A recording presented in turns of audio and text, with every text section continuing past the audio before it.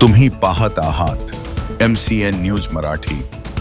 एक अत्यंत मोठी आणि धक्कादायक बातमी बुलढाणा जिल्ह्यातील शेगावमधून समोर येत आहे। शेगाव येथील सिद्धिविनायक गॅस सर्व्हिसेसचे सर्व डिलिव्हरी कर्मचारी थेट प्रशासनाच्या दारात पोहोचले आहेत। गेल्या अनेक वर्षांपासून प्रामाणिकपणे गॅस सिलेंडर वितरणाचे काम करणाऱ्या या कामगारांवर प्रचंड अन्याय होत असल्याचा खळबळजनक प्रकार उघडकीस आला आहे।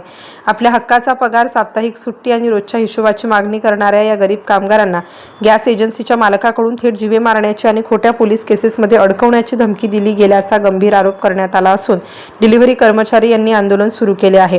या संदर्भात कामगारांनी शेगावचे तहसीलदारांना भेटून निवेदन सादर केले। त्यानुसार 3 जून 2026 रोजी सकाळी 10 वाजल्यापासून सर्व डिलिव्हरी कर्मचारी मालकांशी शांततापूर्ण चर्चा करण्यासाठी कार्यालयासमोर थांबले होते। 10 मिनिटात बोलावतो असे सांगून त्यांना चक्क संध्याकाळी 6 वाजेपर्यंत तात्काळ ठेवण्यात आलं आणि जेव्हा संध्याकाळी चर्चा झाली तेव्हा न्याय मागणाऱ्या कर्मचाऱ्यांना थेट कामावरून काढून टाकण्याची, त्यांच्या जागी नवीन कर्मचारी ठेवण्याची, खोट्या पोलीस तक्रारी FIR दाखल करण्याची, तुरुंगात पाठवण्याची आणि त्यांच्या कुटुंबाला त्रास देऊन जीवे मारण्याची धमकी मालकांकडून देण्यात आली असा गंभीर आरोप निवेदनाच्या मार्फत केलेला आहे।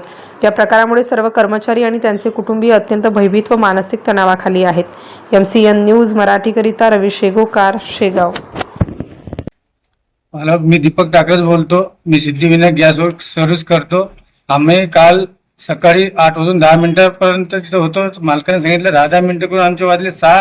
त्यांनी काय जबाब दिला नाही। मग आम्ही तिथे गेलो तर म्हणे आम्ही काय कामावर घेतो, तुम्ही काय होतं ते करा। आम्हाला मारायची धमकी दिली। तुम्ही मेले की आम्हाला मेले की आम्हाला चालते म्हणे, आम्हाला काय घेणं नाही। तुम्हाला कुठं जायचं, काय जायचं, काय करायचं ते करा म्हणे। माझं वाकडी होत नाही, काहीच होत नाही। तुम्हाला कुठं जायचं तिथं करा। त्याचं असं बोलणं चुकीचं आहे। आमच्या स्वतःचं कसं काय, त्याची एजन्सी नाहीये, ती ट्रेनमध्ये झालेली एजन्सी आहे। तेवढा कोण असं बोलतो आम्हाला? आमच्याला घरच्यांना धमकी दिली, आम्हाला धमकी दिली, म्हणजे काय झालं? आमच्या परिवाराला धमकी दिली, ते जबाबदार कोण? ते मारने धमकी दी, जान के मारने की धमकी दी हमको 20-20 साल हो रहे, अभी अभी आया, हमको ऐसे ऐसे सिखा रहा है। क्या मतलब क्या है इसका? ये कौन है हमको ऐसे धमकी दे रहा? था गाँव के आदमी को धमकी दे रहा है, बोले ये कौन है हमको धमकी देने को? उसका लाइसेंस कैंसिल करो बस, और हमारी को न्याय दिलाओ, हमारे को न्याय दियो। ऐसे बोल लो बस। धन्यवाद, जय हिंद। बस।